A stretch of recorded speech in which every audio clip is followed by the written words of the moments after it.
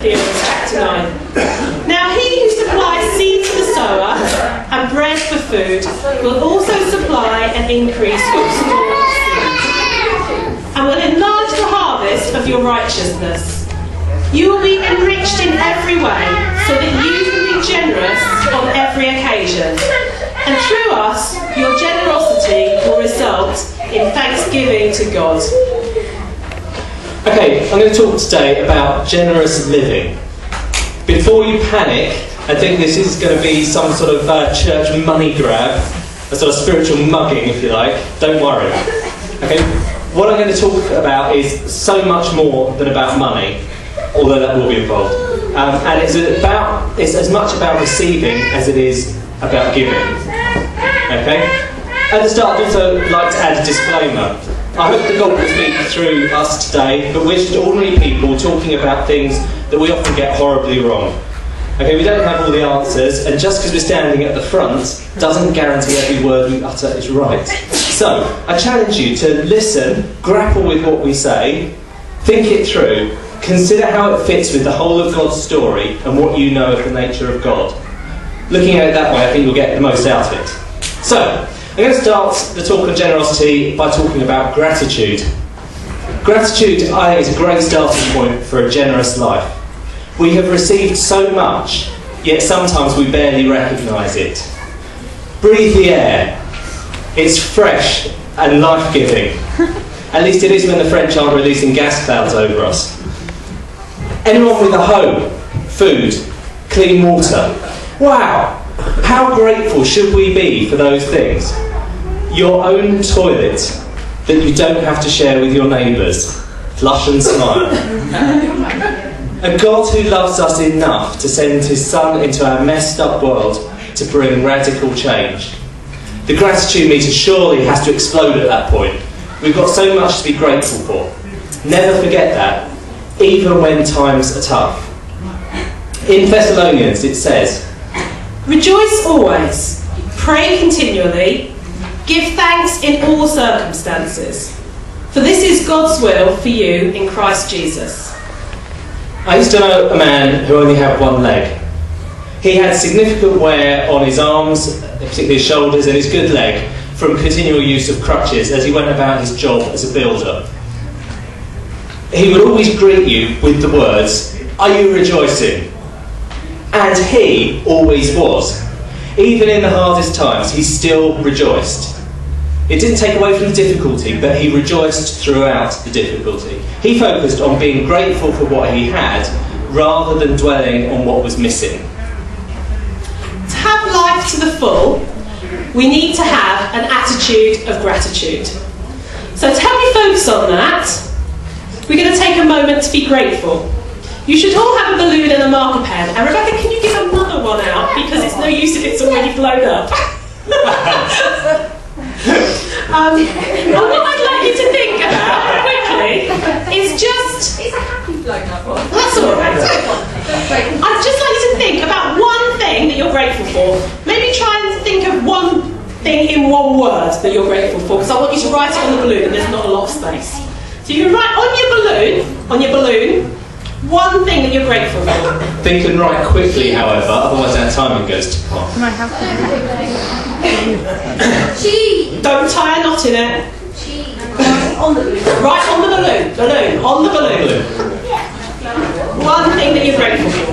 Once you've written on it, I want you to blow it up. As big as it'll go, maybe, without popping. But don't tie a knot in it and hold on to it. Cheese. I want you to hold them up high in the air, and we're going to release them as a prayer of thanks. On Susan's count. Okay, we're going to release them up to God as a prayer of thanks. 3, 2, 1, go! Hey, what quality countdown being in this? I think once we're... There's a late release there. I think once we're truly grateful, it leads us towards generosity. And the Bible tells us this too. It says, freely you have received, freely give. Our reaction to having received should be to give out, to be generous, to live gratitude and to live generosity. As I say, generous living is not just about money.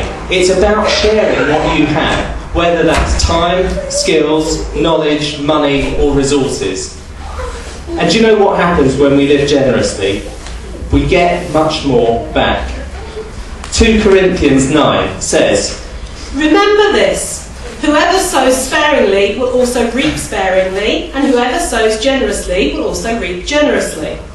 Now, I'm not saying here that you can buy your way to a better life, that if you put £100 a week in the offering, you'll become a millionaire. Sounded like if you tried, but as you get rewarded for your generosity. Okay, it's not like that. And it's not like if you buy everybody lavish gifts that suddenly you'll get lots of new friends. We're not talking about buying favour from people. The payback for generosity is much more holistic.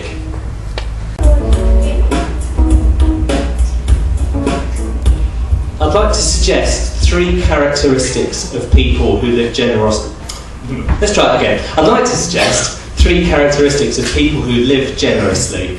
And I'm grateful to J-Link of Stewardship Ministries for generously sharing these via the internet so I could steal them. Generous living is open-hearted. People who live generously are open-hearted and alert to find people who are struggling, hurting, in pain or in need. They empathise with those whose world is difficult and they enjoy trying to make it better. Generous living is open-minded. People who live generously are always thinking about creative ways to bless and encourage others in both big and small ways. They're consciously engaged in their world in order to be mindful and ready to show generosity to anyone whenever the opportunity arises.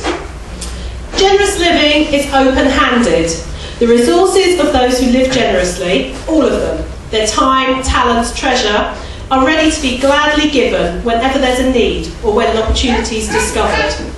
When it's within their power to respond, they relish the privilege to make a difference and bless the life of another, whether they're a friend or a stranger. They live out the extreme attitude. What is mine is yours, and you can have it. If you take anything away from this talk, take away those 3 principles. I think they're on your Bible study note sheets. And try and grow into those principles. But don't at this point become despondent and think that you can't do it, or it just sounds like a sort of miserable existence of giving everything away all the time. We'll look at some practical ideas in a moment, and it's anything but dull. And it's not all about self-sacrifice. Remember, freely you have received, freely give, and you reap what you sow. Being a happy receiver of gifts is great.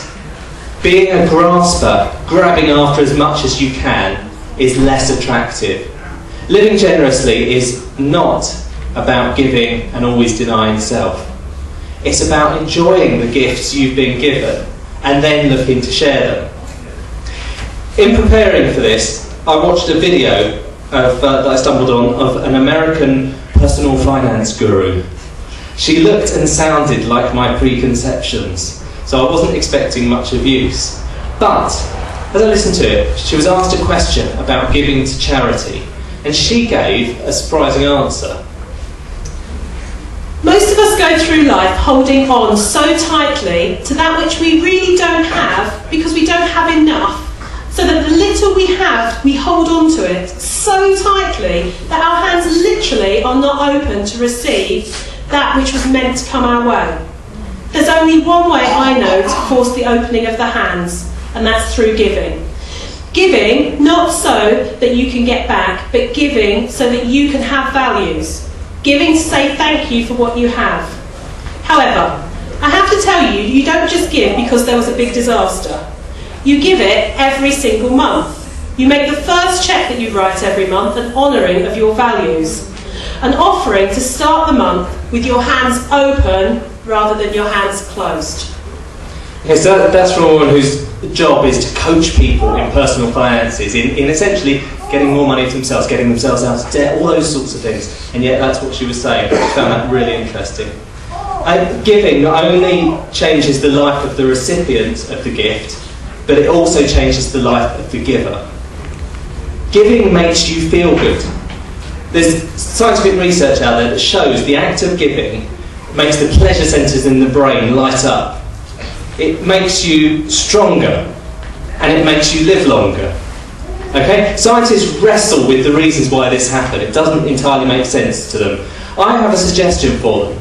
Generosity makes us feel good because it's a characteristic that is deeply embedded in the nature of God. When we're in tune with His nature, why would we not feel good? So, do you want to be a grasper, hands clenched tight around what little you have, trying to hold on to it, or an open-handed, generous liver, ready to give and hence ready to receive? The transformation of becoming a generous person is extreme. So, the idea of really going for living a generous life will appeal to some of you, but maybe some of you are thinking that it's too much, that you can't do it. I wish I could be a more generous person, but here's a radical idea for you. Don't wait until you've become a generous person. Do something generous. Make a decision, plan for it, then keep doing it. Sorry, I've got to turn this down.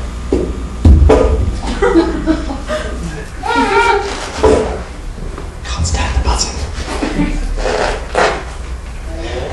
When we wait to become a changed person, we can spend a lot of time waiting and a lot of time wondering what we wasted our life on.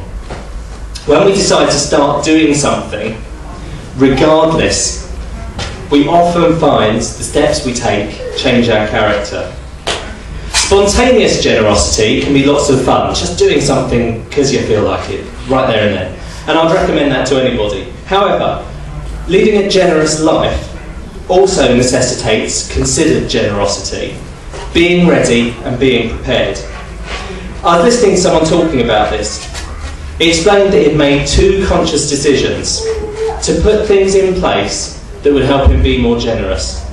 Firstly, he decided to always carry $10 in his pocket. Then if he saw a need that he felt he could meet, he wasn't stopped from doing it by lack of cash. The second thing was that he decided that if he saw someone who'd broken down at the side of the road, he would be the guy that stopped and offered help. He decided that that was going to be the person he was. If you can't think of a place to start, something to do, or how to begin change, then we've got some thoughts for you on that. First thing I suggest is sign up to 40 Acts. Throughout Lent, which starts on the 13th of February, they'll send you an idea once a day for something that you can do for others. Just to act as a little prompt. 40acts.org.uk, it's on the notes as well. Think about an everyday change that you could make, like the man deciding to be the guy who stops when someone's broken down. Is there one thing you could always do? Consider how you use your time. Are there people you could help? Or is there a project you could volunteer for?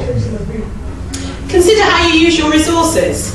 Do you share your things? Are you prepared to lend out your tools? Let someone come round and use your computer?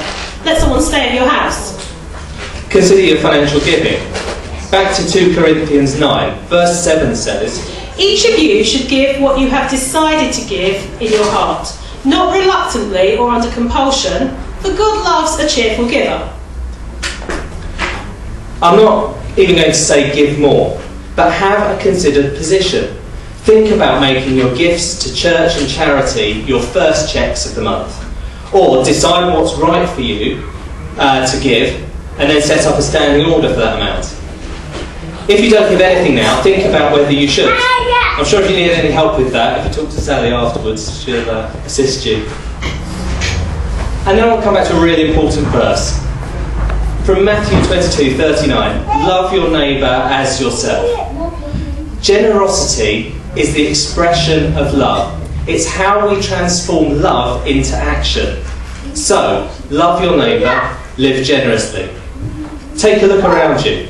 What's the need in the world that stands out to you? What makes you yearn for change? Can you sow generously into that situation? Come up with a way, even if it's a small start. I want to leave you with a short video that I find quite inspiring. about the unseen generosity offered by many who lead truly generous lives, because often our generous acts are hidden. After the video, Susan will lead us in a time of reflection, which will then lead into communion.